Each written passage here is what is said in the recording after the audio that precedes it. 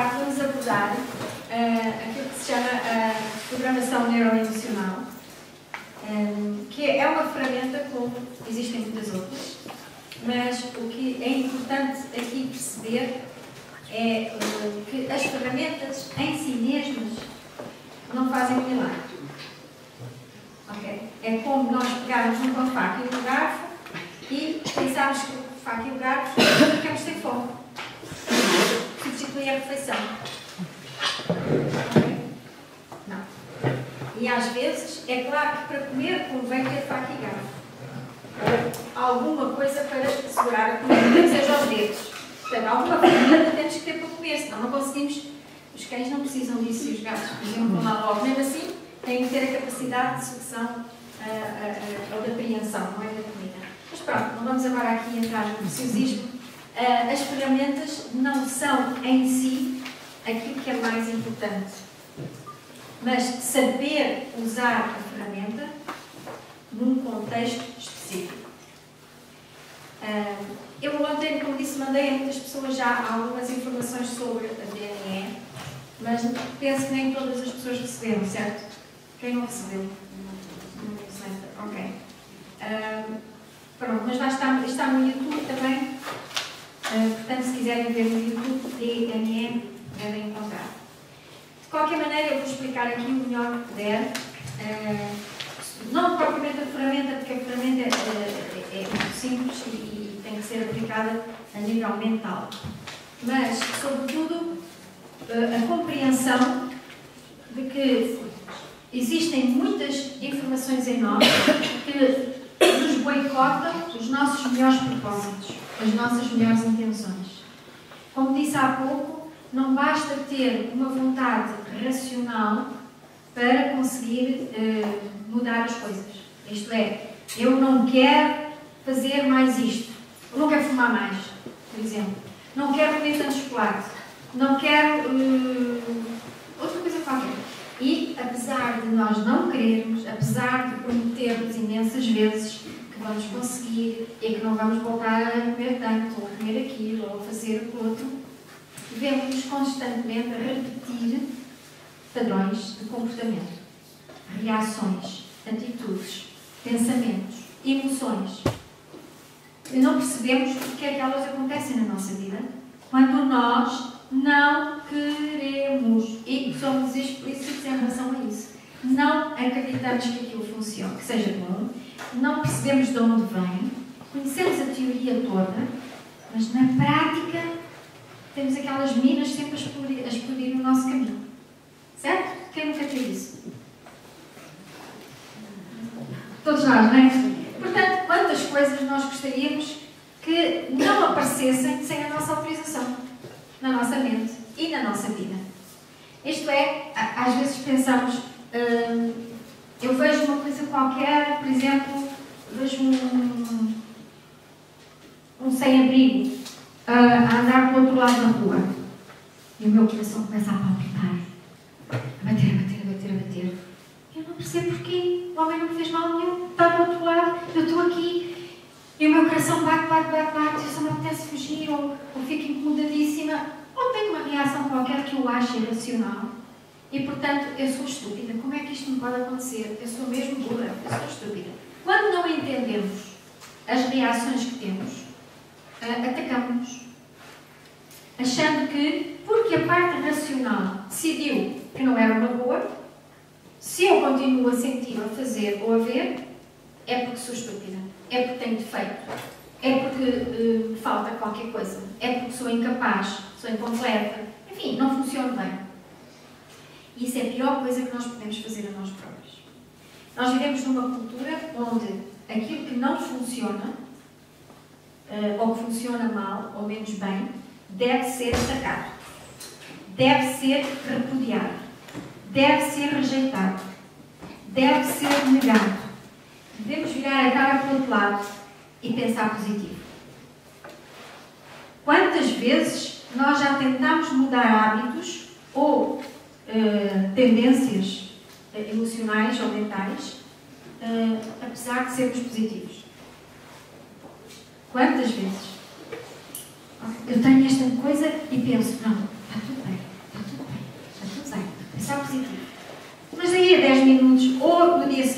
volta sem pedir a mesma coisa. E não há positivo que aguente. É ou não é? Quantas vezes isto não acontece na nossa vida? Ou então, eu quero ter um determinado trabalho, ou uma determinada promoção, ou ter um determinado projeto, e está tudo resolvido aqui na minha cabeça. Mas na hora eu não dou o passo. Ou as coisas parecem barricar-se todas e eu não consigo dar o passo. Ou se dou o passo, ando a tropeçar 50 vezes por dia. E depois endireito, depois mais 50 trambolhões.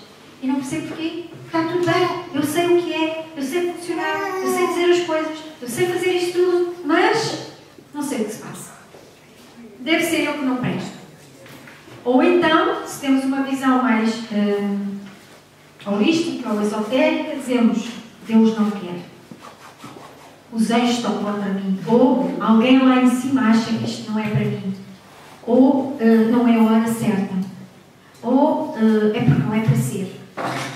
Enfim, uma série de coisas que nós aprendemos culturalmente a trazer para a nossa vida para justificar o que não entendemos.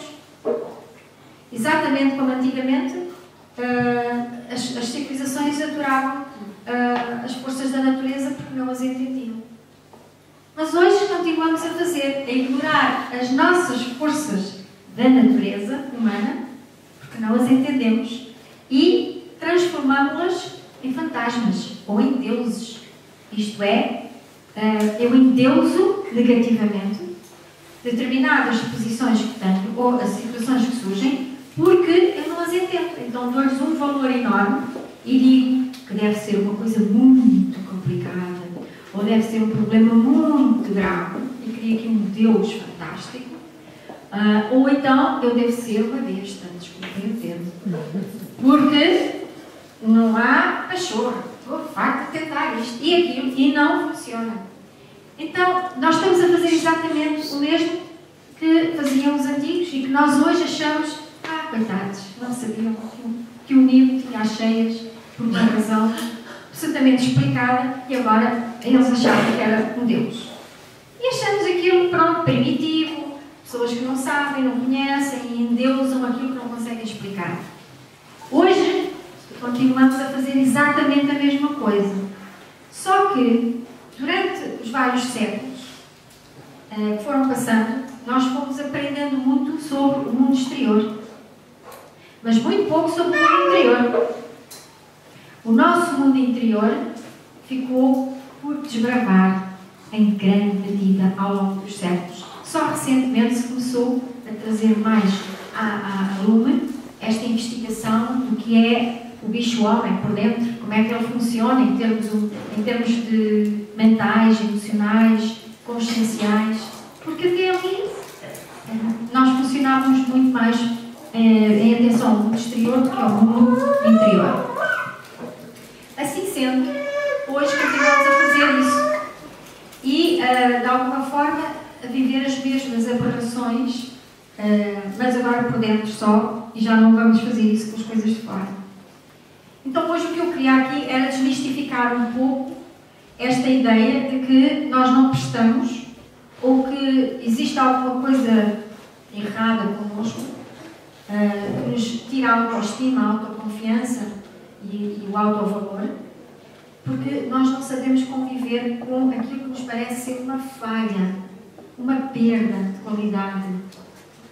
E a nossa cultura diz: ou somos perfeitos ou não prestamos.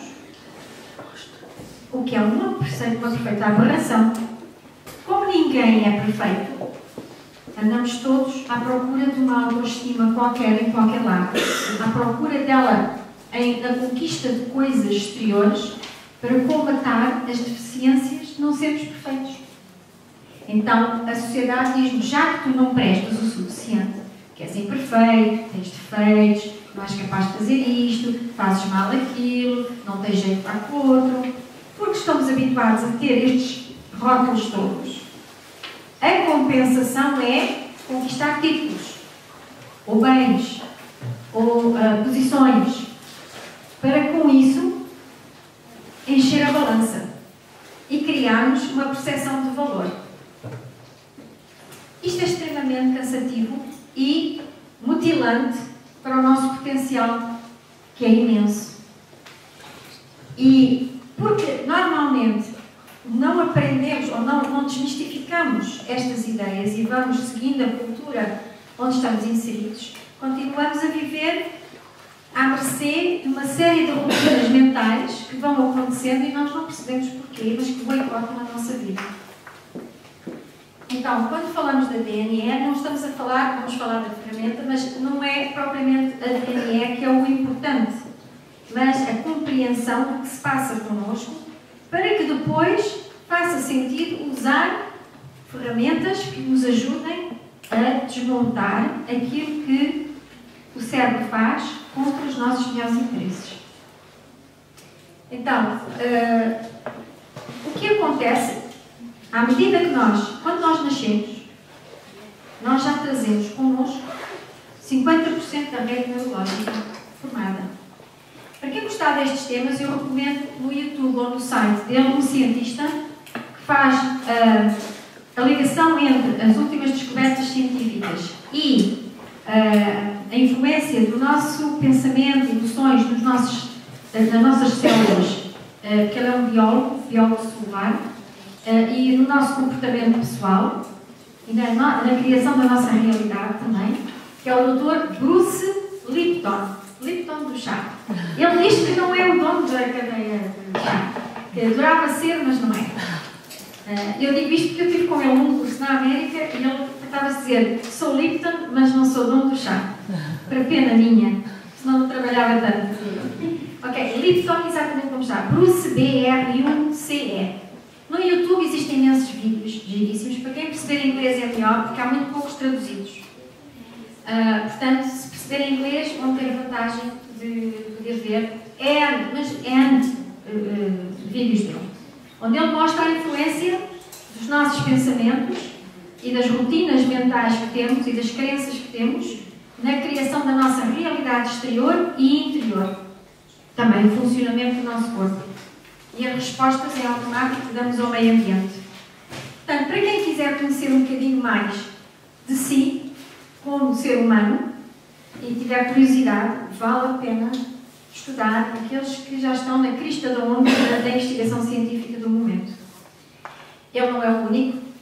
Greg Braden, tem vários livros publicados em Portugal também, traduzidos. Greg, G-R-E, 2 Gs, Braden, B-R-A-D-E-N.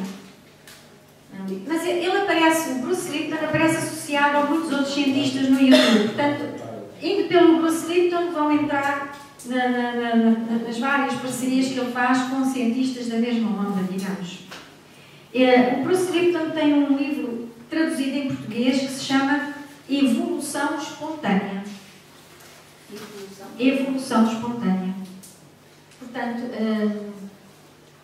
aqui ficam 2 dicas muito boas para vocês explorarem, se gostarem do tema. O que acontece, portanto, ele diz que quando nós nascemos já trazemos 50% da rede neurológica formatada e o nosso corpo já traz informação suficiente herdada dos progenitores e do canal familiar. Para quê? Para que possamos estar preparados para viver no meio ambiente onde vivem os nossos progenitores e os antepassados. Para uma questão de adaptação ao meio ambiente. Porque senão, quando nascêssemos, éramos autistas em relação ao ambiente e a tudo. Porque não havia nada em nós que reconhecesse, fizesse ressonância com o mundo de fora. E, portanto, criaríamos um mundo tipo autismo a tudo. Não reconhecíamos o pai, a mãe, não reconhecíamos o mundo de fora, éramos como se fosse um anticorpo dentro de um ambiente que já existe quando nós nascemos. Então, nós já trazemos informação para podermos estabelecer uma ressonância automática com o mundo onde vamos nascer. E o nosso corpo vem preparado para estabelecer essa ressonância e lidar com a execução.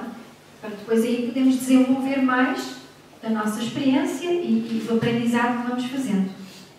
Quando herdamos essa informação dos nossos antepassados e progenitores, Obviamente, a natureza, digamos, tem uma certa lógica, que é equipar-nos com informação suficiente para criarmos ressonância e aceitação de parte a parte no mundo onde vamos nascer. Os pais reconhecem os filhos os pais, isto é, com uma relação especial, porque a ressonância entre o progenitor e a cria, entre aspas, é total.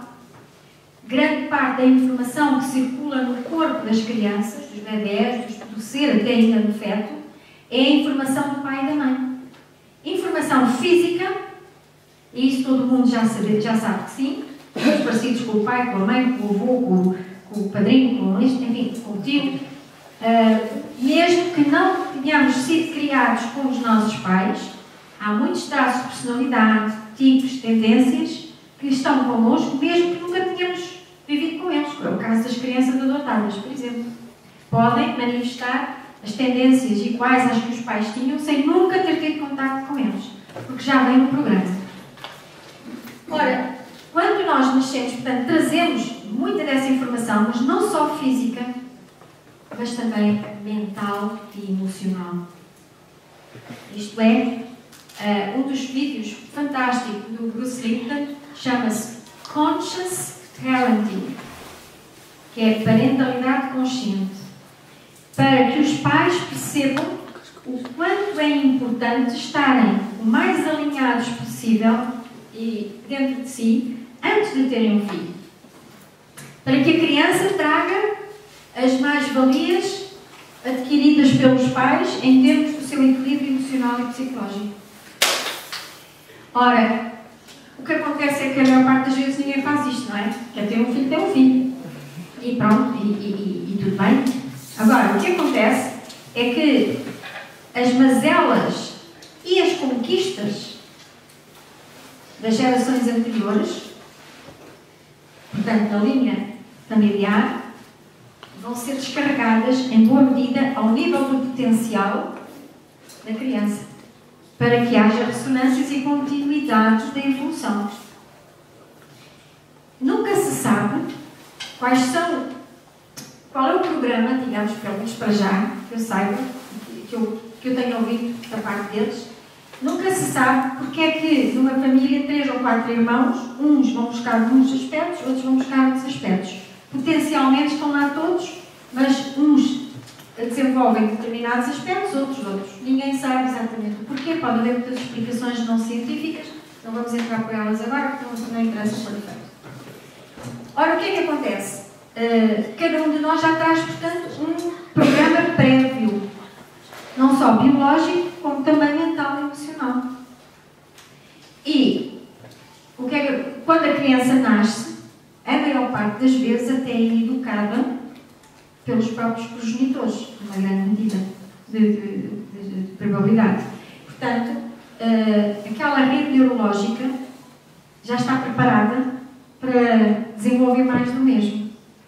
Porque os pais vão atuar e viver da maneira que eles já têm potencialmente a tendência a aceitar e ressoar com aquilo e, digamos, criar empatia, afinidade. Portanto, as nossas crianças são muito, no início, campos de absorção, de informação dos pais, porque eles já trazem a sua base potencial cheia dessa informação. Não significa que tudo seja ativado. Não se sabe o que é que leva a ativar mais umas coisas do que outras, mas sabe-se que estão lá e que vão sendo ativadas ao longo da vida, sobretudo nos primeiros anos de vida. E o que é interessante, e isto vem um bocadinho na linha daquilo que falámos na primeira parte, é que quando os pais mudam algumas informações suas, elas parecem ter efeito imediato sobre o campo das crianças, os seus filhos. E existem relatos de muitos, eu própria já trabalhei com muitos pais assim, que ao eliminarem determinado tipo de traumas, ou de medos, ou de experiências na sua vida, os seus filhos rapidamente mudaram o comportamento, sem saberem sequer de nada. Porquê? Porque há uma circulação de informação muito grande entre os pais e os filhos. Porque é a ordem natural da evolução e do ato de procriar para manter a espécie. Portanto, eu estou-vos a dar aqui um bocadinho um elemento mais biológico, não é? Da evolução do ser humano, mas também a introduzir a parte do emocional e mental. Então, muitas vezes, devido à dança que nós vimos há bocadinho, da cosmética, do que é bom, o que é mau, o que é que eu digo, o que é que eu mostro, o que é que eu faço, devido a esse carnaval todo, os filhos aprendem determinadas coisas em dois canais diferentes. Um é aquilo que veem de certa forma artificialmente, outro é aquilo que está lá dentro que ressoa a um outro nível com os pais. Certo? E portanto, a parte emocional e a parte mental ou racional nem sempre coincidem, porque os pais dizem uma coisa, mas lá dentro vibra outra. Por exemplo, um pai inseguro pode dizer: "Oh rapaz, fica seguro, tenho confiança", e com aquele vozeirão pode até parecer que é um homem seguro, mas eles captam a insegurança muito mais do que a voz autoritária do pai. Mas recebem ao nível mental duas, uma é experiencial, a outra é subtil, está lá dentro, e aquilo cria-lhes uma grande confusão. Mas pronto, todos nós passamos por estes processos. Agora não vamos entrar tanto na parte dos pais, porque já não importa muito, mas vamos agora caminhar a vida. Ao longo da vida vamos criando experiências com o quê? O cérebro tem como função, em primeira grande prioridade, salvaguardar a sobrevivência e o bem-estar do ser. Então, o seu grande mandamento é arrecadar informação que seja mais pertinente para a salvaguarda do bem-estar e da sobrevivência do ser. E considera esses registros privilegiados, prioritários. Porque se eles ameaçam, se não forem respeitados, ameaçam a vida da pessoa ou a sua sobrevivência em boas condições, nas melhores condições possíveis. Por isso nós temos mecanismos, alguns que são comuns a todas as pessoas, que é, por exemplo, da sobrevivência, não é?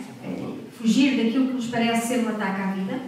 Isso é um instinto que já vem connosco. Mas também temos outro tipo de atitudes que são muito primárias, que podem ter vindo de informações que recebemos. Por exemplo, uma criança que se assusta imenso quando ouve bater uma porta. E ninguém percebe porquê. Mas ela entra em pânico quando ouve bater uma porta, por exemplo. Esse registro veio com ela. Ou foi gerado na barriga da mãe. Por qualquer experiência que tenha havido. Não se sabe, tem que se explorar para ver. Consegue-se apanhar, mas tem que se explorar. E a pessoa diz: mas porquê que esta criança reage desta maneira? Nem eu, nem o pai, nem que a gente conheça, ninguém faz isso. E ela tem uma reação absolutamente atípica em relação ao esperado. Isto acontece com crianças, mas depois também com adultos. Muitas vezes isso depois vai sendo amortecido com outras estimulações e vamos tendo essa experiência um bocadinho mais trabalhada em nós, porque controlamos mentalmente e já sabemos reprimir um bocadinho aquela reação, mas em muitas coisas não conseguimos reprimir e elas, por exemplo, outro dia tive o caso de um executivo que, a fazer coaching, tinha absurdamente para a cultura habitual, tinha medo de estar sozinho no escritório. Tinha medo de estar sozinho. E à noite, então, nem pensar. Então, o grande sufoco é que tinha que trabalhar muitas vezes até tarde e não conseguia trabalhar se não tivesse alguém no escritório.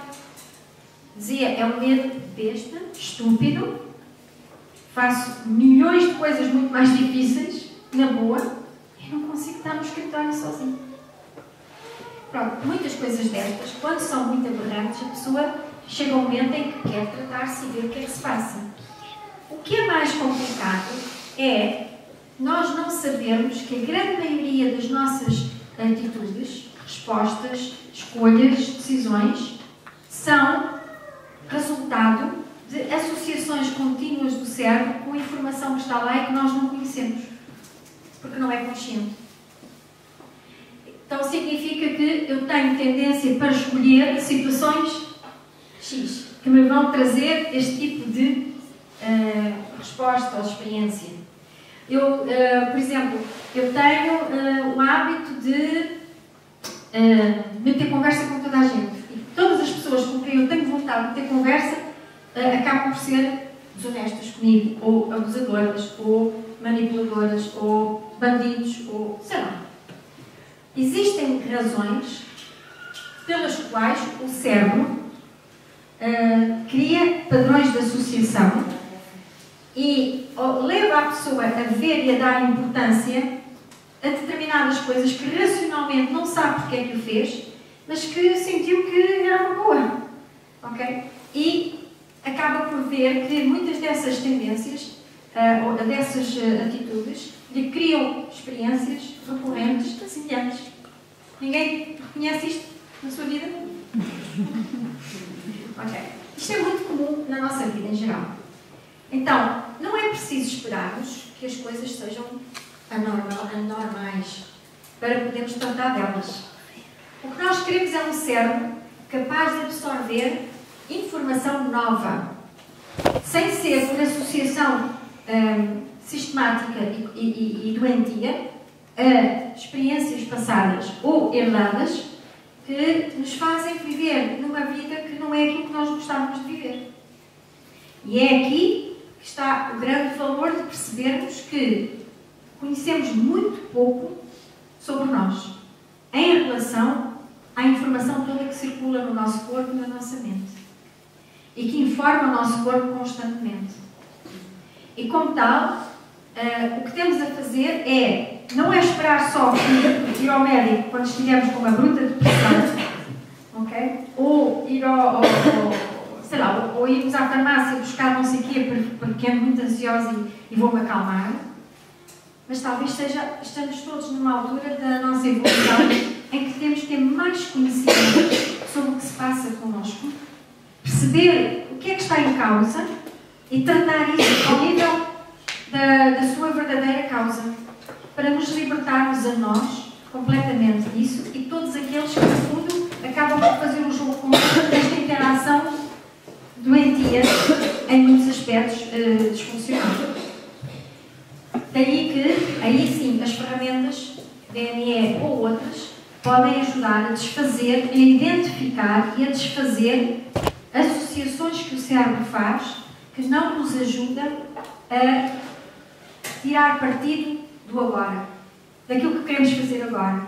Porque imediatamente o cérebro diz-nos, cuidado, lembras-te que... Ou então não nos diz nada e nós sentimos aquele arrepiozinho aqui na barriga, ou aquela coisa de, daqui a bocado, amanhã, depois, há uma coisa que nos puxa para trás. E vamos protelando.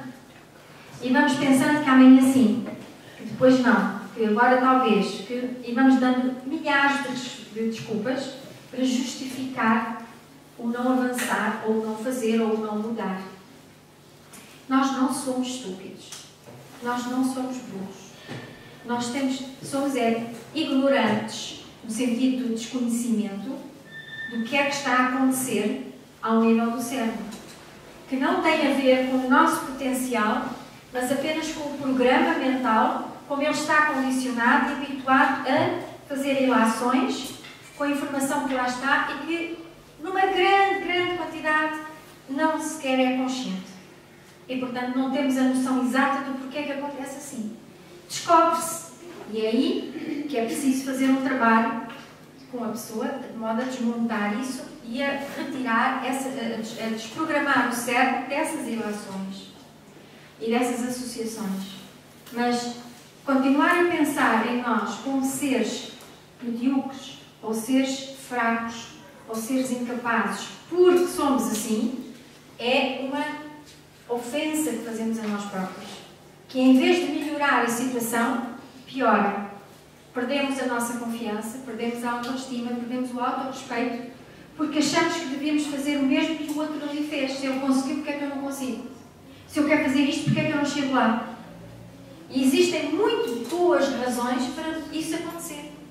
E quando eu digo boas, não quer dizer que sejam simpáticas, mas existem razões válidas que não foram escolhidas conscientemente por nós mas que estão lá e atuam na nossa vida. Por isso, as nossas percepções todas são resultado de associações que o cérebro faz com as rotinas a que está habituado a alimentar.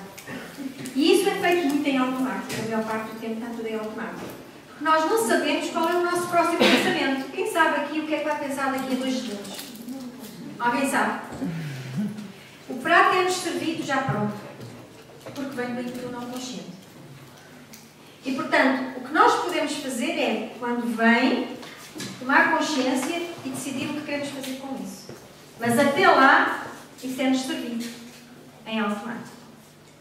Como muitas vezes não refletimos sobre aquilo que vem, nem aprendemos, isto devia ser ensinado nas escolas, as crianças a perceberem e a terem inteligência emocional e consciência das suas emoções, dos seus pensamentos, e em vez de fugirem e de se atacarem, de se criticarem sobre isso, ou serem criticados porque partilham essas sensações, ou esses medos, ou essas ideias, se elas aprendessem a lidar com isso e a desmistificá-las e a corrigir no cérebro a maneira de interpretar e de associar a informação, elas seriam mais felizes, mais inteiros e nós todos também.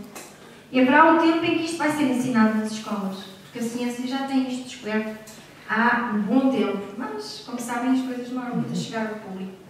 E também não há muitas vezes interesse em empoderar as pessoas e em que elas conheçam a raiz de muitas coisas que podem ser alteradas assim relativamente, e andamos aqui enchendo de químicos e de drogas e de crenças contra nós próprios que afogam a humanidade cada vez mais em vez de expandir o seu potencial.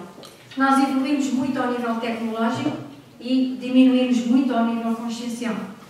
Não é? Quer dizer, fomos ficando escravos da tecnologia, escravos do mundo exterior, escravos da dependência do valor disto e daquilo, e cada vez fomos diminuindo mais em termos de consciência e de bem-estar interior e de reflexão. Então, talvez agora, porque estamos a chegar a um ponto um bocadinho de ruptura, precisamos também de começar a pôr a boca no mundo e a explorar o nosso mundo interior, sem pensar que isto é o mundo dos místicos, que é o mundo do esoterismo e disto e daquilo.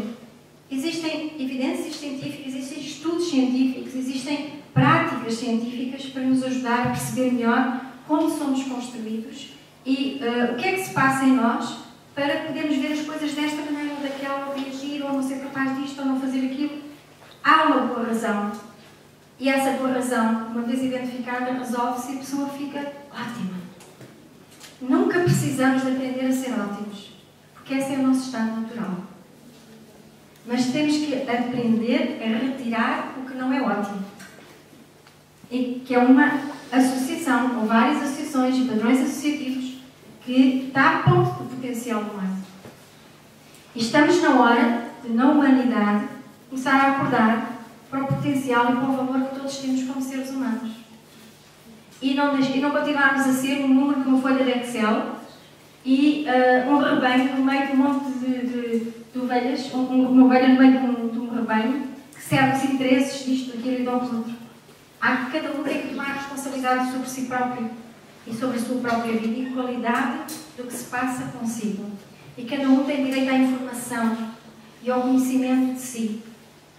E deixar de viver com gurus e passar a ser o próprio guru. Porque a informação está disponível, cada vez há mais informação disponível, há mais conhecimento disponível, até gratuito. Hoje em dia não é preciso ter dinheiro para ter conhecimento, há muita coisa que já é gratuita. E portanto, essa viagem cabe-nos a nós, é a escolha de cada um. Portanto, tudo é desmontável porque tudo é uma construção do cérebro.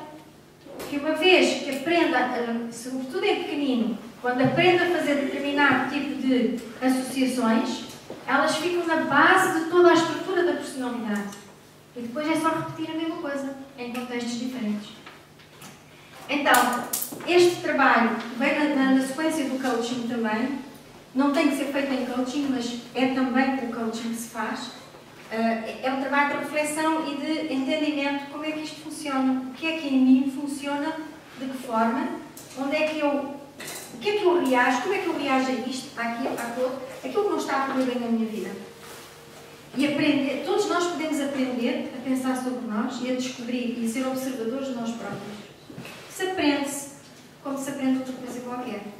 Só que nós estamos habituados a ir para as universidades, tiramos licenciaturas, tiramos mestrados, tiramos pós-graduações, doutoramentos, mas nunca ninguém faz um doutoramento em si mesmo, em conhecer-se, em saber como descobrir a sua mente genial, o seu grande potencial. Porque isso não está ainda nas faculdades e não tem valor. Ninguém vai saber, ninguém vai dar valor a esse título. Porque nós ainda dependemos muito dos títulos para os outros. Podem ser ótimos, mas conheço muitas pessoas, e vocês também, que têm muita formação e muito pouca capacidade de intervir no mercado, ou na sua vida, ou de realizar a sua vida, ou de fazer cumprir os seus sonhos. E, no entanto, não lhes falta formação, mas não fizeram a transformação, não fizeram o alinhamento, não ousaram olhar para dentro e corrigir o que não estava bem. O que não está bem não tem a ver com quem somos. Nós não somos o programa mental. Se fôssemos o programa mental, não poderíamos estar a falar sobre isto. Ok? Não podíamos intervir no programa mental e continuar a ser quem somos. Ok? Nós somos a consciência onde funciona o programa mental, que pode ser alterado, e graças a Deus é muitas vezes, e abre imediatamente uma zona do nosso potencial que até ali não estava a ser expressada. Okay?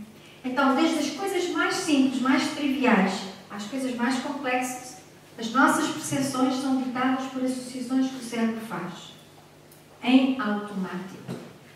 E se não reparem, vocês, todos sabemos isto, às vezes não pensamos em isto.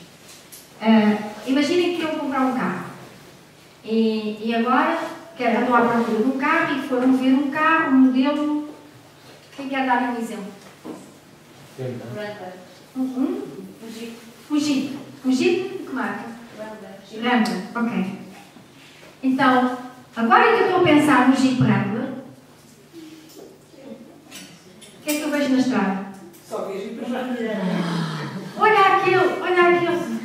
O cérebro serve o nosso interesse naquele momento. Então, damos-lhe a ordem de que agora aquilo é que é interessante, foca a atenção nisso e haja jipes em todo lado. Ou queremos ter um bebê e de repente toda a grávida aparece na nossa frente. Não é? Isto assim não tem importância nenhuma, é até engraçado. Mas eu tenho medo de andar na rua porque a minha amiga foi assaltada. O que é que isto faz? Só há assaltantes em todo lado. Não é? Eu tenho medo que me assaltem a casa porque ouvi dizer que ali 3 prédios atrás foram assaltados. O que é que isto faz? Nunca mais durmo descansado. Não sei quantas trancas à porta. Fecho tudo, fecho não sei quantos. E ainda assim, penso que vai ser possível ser assaltado.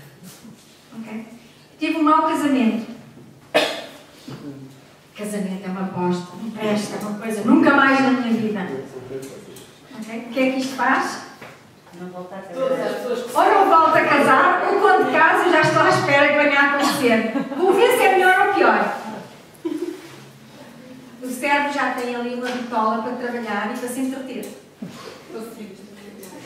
E passa a vida a entreter-se com isso. Sim, porque agora fez isto, se calhar vai começar a fazer como o outro fazia. Ok? E assim sucessivamente, para a nossa vida toda. Tenho uma colega de trabalho que eu detesto. Mudo de trabalho. Quem é que eu vou encontrar lá? Uma outra colega igualzinha àquela, só mudou de corpo. Vai atrás de mim? Está aqui. Está aqui. É como um livro do Neil Walsh que dizia que casou 5 vezes com a mesma mulher com um corpo diferente. E o que resiste, persiste, exatamente. Portanto, isto é assim. Tratar da nossa vida significa não achar isto natural. É habitual, mas não é natural. Isto é, não é assim que o ser humano tem que viver. Há mais de nós para viver do que isto. Muito mais. já não há paciência, é a vontade de Deus? Ou paciência, o futuro receberá? Temos que viver, é assim e pronto, e resignamos? Ou dizemos, ok, há qualquer coisa que eu se calhar posso fazer por mim, pela minha vida, desarticulando qualquer coisa que não está a ajudar-me, embora eu racionalmente faça tudo o que está certinho de fazer e faça os passos todos, mas qualquer coisa está a falhar. Okay? E em vez de me culpar, em vez de me criticar, eu vou à procura de ver o que é que se passa com o programa. Infelizmente, nós vivemos nesta cultura de se falhaste, és horrível. E só tens valor se toda a gente achar que foi um sucesso. Ou se os outros acharem que foi muito bom. Então passamos a vida nas máscaras do sucesso para agradar e para mostrar aos outros que valemos alguma coisa. Quando nos alinhamos e vivemos melhor connosco, a comunicação de nós para nós passa a ser melhor, importa muito menos a opinião dos outros. E engraçado que quanto menos nos importa a opinião dos outros, mais eles gostam de nós. E quanto mais desejamos a opinião dos outros, mais atrito criamos, porque estamos todos naquela de será que gosta, será que não gosta, será que fiz bem, será que não fiz bem, será que é importante, será que não é importante. Quando estamos muito mais resolvidos, se gosta, gosta, não gosta, não gosta, é um direito de cada um, está-se bem, não estamos em guerra com ninguém. E quanto menos em guerra estamos à procura de colher coisas dos outros, mais eles se sentem livres para estarem connosco, nós não estamos a sugar de necessidades nossas. Então, cabe-nos a nós fazer algum trabalho de casa. E esse trabalho começa com a disponibilidade para olhar por nós. Sem pensar que, e os outros, coitadinhos? Alguém aqui já conseguiu mudar a vida de alguém? Definitivamente, e mudar essa pessoa definitivamente, sem ela querer? Já conseguiu? Não, já tivemos a ideia. A ideia todos temos. Ninguém pode salvar ninguém. Nós todos nos podemos salvar a nós. E a única pessoa que nós podemos salvar, que somos nós, é aquela que deixamos para o último lugar. E andamos que nem bombeiros a salvar a vida de toda a gente. Vou ajudar aquela pessoa que precisa tanto. Vou conversar com aquela que está tão deprimida. Mas agora vou dar uma dica a não sei quantos, porque coitadinha está mesmo a precisar. E aqui agir fica para depois. E depois fica sempre para depois. E colhemos valor com esta atividade de bombeira. E depois ficamos muito tristes que ninguém dá valor. E depois ficamos muito tristes porque ninguém dá valor. É claro. Engraçado. O mundo só reconhece em nós o que nós reconhecemos em nós. Isto é, mais tarde eu vejo, eu não importo, fico para depois, eu logo vejo, não é tão importante. Essa é a mensagem que subtilmente nós passamos para os outros. E, portanto, não temos valor, podemos ficar para o fim, logo se vê. E quanto mais damos para colher, mais os outros abusam para receber. Porque estamos ali a espremer, de alguma forma, aquilo que podemos colher deles, as necessidades, as satisfações. E quanto mais fazemos isso, mais eles se sentem inconscientemente sugados. Queres dar? Então dá cá mais. Então dá cá mais. Então dá cá mais. E a pessoa anda ali, até que um dia diz, caramba, e eu? Tu? Qual é o problema? Perguntou o outro. Não é? Ficamos de mãos vazias. Bom, mas nós conhecemos estas histórias todas, são as histórias da nossa vida. Todos nós temos isto. Agora, o problema aqui não é que nós tenhamos que ser perfeitos, porque o perfeito, nós já somos perfeitos. Temos um programa disfuncional. E o que é preciso é perceber o que é que eu quero fazer com o programa que não me está a servir da melhor maneira. O cérebro é uma máquina fenomenal, que uma vez que funciona a nosso favor, dá-nos uma vida muito facilitada. Assim como ele nos facilita a vida em muitas rotinas, que é andar, comer, dormir, digerir, tratar do nosso corpo, enfim, fazer aquelas rotinas todas, nós queremos ir para qualquer lado, temos que pensar, ele já vai. saber fazer tanta coisa que não precisamos instruir e tomar consciência a cada momento dos comandos que lhe temos que dar. Em automatismo ele já está a servir-nos. Imaginem o cérebro a servir as rotinas que interessam ao nosso sucesso, ao nosso bem-estar, às relações que temos com os outros, à vida que nós queremos ter. E ter um cérebro alinhado para fazer aquilo que nós queremos. Imagina a diferença que faz na nossa vida, na minha, de todos nós. Então, é preciso fazer algumas desmontagens e entrar lá dentro. E, sobretudo, assumir com alguma humildade que não sabemos nada sobre o que está cá dentro. E aquilo que nos parece saber é uma faixa muito pequenina. Muito pequenina. Daquilo que está lá dentro. Ok? Então, o que é que fazemos com a DNE? DNE significa que nós podemos aceder no cérebro, a áreas do cérebro, onde, como é que é dizer, entrei nessa área porque, sim, as frequências eletromagnéticas que o cérebro emite têm uma vibração completamente diferente. E essas frequências, quando nós acedemos a essa área do cérebro, são capazes de influenciar todo o ambiente. E isso é uma coisa natural. Só que é preciso, para já, ter algum tipo de alinhamento interior. Não temos que estar perfeitos, mas temos que ter um alinhamento maior. E aceder em consciência a essas áreas do cérebro, onde o poder de intervir em nós e no mundo é extraordinário. Criando frequências de energia que apagam a disfuncionalidade, apagam as incongruências, desmancham padrões disfuncionais no pensamento, no nosso e no dos outros. Mas só o fazem, por respeito ao livre-arbítrio, só o fazem se a pessoa trouxer à sua consciência aquele padrão, se fixar nele e aceitar receber essas frequências. Porque cada um é dono do material que tem cá dentro. Okay? E ninguém precisa de violar ninguém, no sentido de eu tenho esta informação e, portanto, tu estás a interferir com o meu livre-arbítrio. As frequências de alta vibração respeitam o livre-arbítrio total da pessoa. E só intervêm quando a pessoa se disponibiliza. Na medida da sua disponibilidade.